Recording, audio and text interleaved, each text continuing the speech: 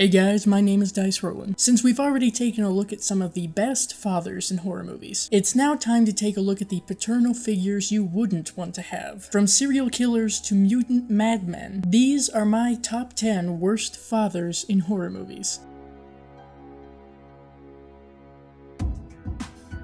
Dr. Pierre Brasseur, Eyes Without a Face, 1960. A disfigured young woman's father attempts to make his daughter whole again through transplanting other women's faces onto her. While it could be said that Brasseur is only killing and performing horrendous experiments to help his daughter, you do have to question if that's the real reason. Each attempt to transplant a new face for her fails, and this is something that's been going on for a long time. Plus, he refuses to allow her to contact her former fiancé, or anyone else, essentially keeping her locked away from the world. It's no wonder Christiane didn't give a fuck about her father's brutal death. Jupiter, The Hills Have Eyes, 1977. A family on vacation encounters some of the most hostile residents possible in a family of mutant cannibals. Jupiter was a bad egg from the start, according to what we learn from his biological father, and that translates to his own turn at fatherhood. He has no issue with abusing his children physically and verbally, or stealing someone else's child, as well as certain other activities. He hunts and kills, but it's not exactly all for his kids. Plus, he's clearly raised his offspring to be just as ravenous for violence and carnage as he is. Freddy Krueger, Freddy's Dead, The Final Nightmare, 1991. In what was supposed to be the final installation to the Nightmare on Elm Street franchise, we see a group of teens and a young woman face off against Freddy for the last time. And this time, we learn that Freddy has a kid of his own. So typically the first thing to come to your mind when you think of the Springwood slasher is not the fact that he's actually a father, but we learn that he has a daughter who turns out to be Maggie. Freddy himself didn't have a good start at all, given that he has about 1,000 insane fathers, plus one abusive stepfather. But that still doesn't excuse him from being a shit parent too. While he may never have truly harmed Maggie, the other children on Elm Street certainly were, and he made no real effort to be a good father at all.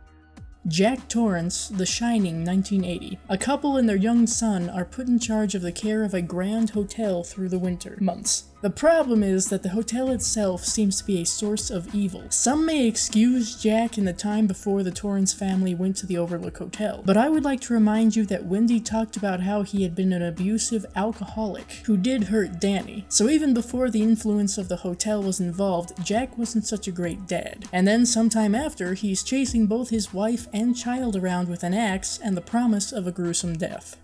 Harry Powell, The Night of the Hunter, 1955. A man recently released from jail worms his way into the lives of a widow and her children in order to uncover where stolen money has been hidden. Clearly, Harry had no intention of even trying to be a father figure. His sole purpose for taking up the position was based on greed. He goes so far as to terrorize the two small children in order to force them to tell him where their real father had hidden the money he stole. Need I even mention the fact that he's a murderer and hiding behind religion? Guy Woodhouse, Rosemary's Baby, 1968. A young couple move into an apartment building only to find satanic happenings involving the neighbors they live with. Initially, Guy may have come off as a pleasant enough husband to Rosemary. However, when given the opportunity to achieve the fame that he desperately seeks, he practically hands his oblivious wife over without hesitation, which results in her essentially being roofied and assaulted by the devil. Guy has no interest in being a part of the pregnancy or the spawn that will come from it. He seems to think this is no big deal and a minor inconvenience for something that he and he alone was given.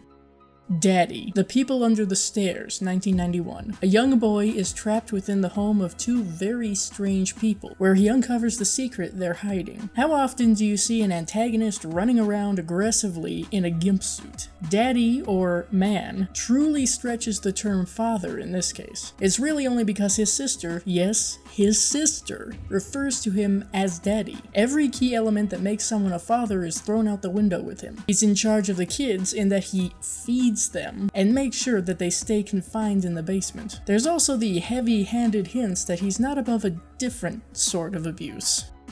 Jerry Blake, The Stepfather franchise. A serial killer takes on various identities in order to find and become a part of the perfect family. One might argue that Jerry at least attempts to become a good father for each family he worms his way into, but I mean, he's still a serial killer. And if things don't work out between him and his new family, then he's ready to kill everyone and move on to the next.